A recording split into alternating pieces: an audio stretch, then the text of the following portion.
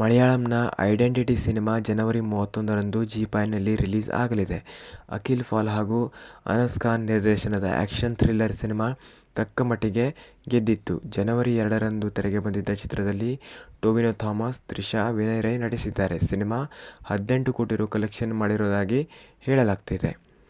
ಇನ್ನು ನೆಕ್ಸ್ಟ್ ವಿಚಾರ ಬಂದು ಯಶ್ ಅವರು ಮಾರ್ಚ್ ತಿಂಗಳಲ್ಲಿ ರಾಮಾಯಣ ಸಿನಿಮಾದ ಶೂಟಿಂಗ್ನಲ್ಲಿ ಭಾಗಿಯಾಗಲಿದ್ದಾರೆ.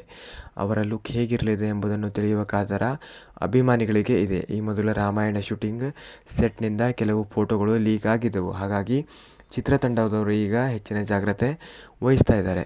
ರಾಮಾಯಣ ಸಿನಿಮಾದಲ್ಲಿ ರಾಮನಾಗಿ ರಣಬೀರ್ ಕಪೂರ್ ಅವರು ನಟಿಸ್ತಾ ಇದ್ದಾರೆ. ಸೀತೆಯಾಗಿ ಸಾಯಿ ಪಲ್ಲವಿ ನಟಿಸ್ತಾ ಇದ್ದು, ದಂಗಲ್ ಖ್ಯಾತಿಯ ನಿತೇಶ್ ತಿವಾರಿ ಅವರು ರಾಮಾಯಣ ಚಿತ್ರಕ್ಕೆ ಆ್ಯಕ್ಷನ್ ಕಟ್ ಹೇಳ್ತಾ ಇದ್ದಾರೆ.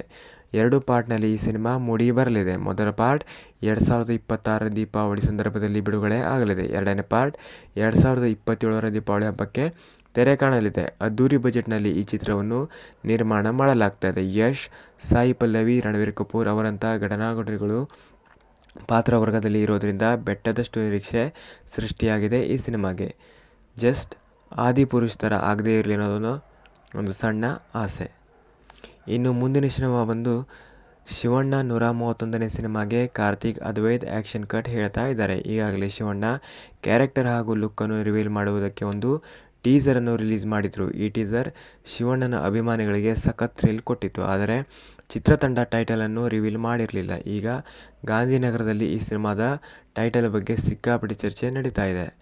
ಇನ್ನು ಮುಂದಿನ ಸುದ್ದಿ ಬಂದು ಬಾಯ್ಸ್ ವರ್ಸಸ್ ಗರ್ಲ್ ಕಾರ್ಯಕ್ರಮದ ಮೊದಲ ಪ್ರೋಮೋದಲ್ಲಿ ಲಾಯರ್ ಜಗದೀಶ್ ಕಾಣಿಸಿಕೊಂಡಿದ್ರು. ಈ ಶೋನಲ್ಲಿ ಲಾಯರ್ ಜಗದೀಶ್ ಸ್ಪರ್ಧೆ ಮಾಡಬೇಕಿತ್ತು. ಆದರೆ ಶೂಟಿಂಗ್ನಲ್ಲಿ ಪಾಲ್ಗೊಳ್ಳುವ ಮುನ್ನವೇ ಕೋಡಿಗೆಳೆ ಹಲ್ಲೆಯಲ್ಲಿ ರಂಪಾಟ ಮಾಡಿಕೊಂಡರು ಲಾಯರ್ ಜಗದೀಶ್. ಅವರನ್ನು ಪೊಲೀಸರು ಬಂಧಿಸಿದ್ದು 14 ದಿನಗಳ ನ್ಯಾಯಾಂಗ ಬಂಧನದಲ್ಲಿ ಇಟ್ಟಿದ್ದಾರೆ. ಹೀಗಾಗಿ ಇದರಿಂದ ಅವರು ಈ ಶೋನಿಂದ ಬಾಹರ್ ಆಗಿದ್ದಾರೆ.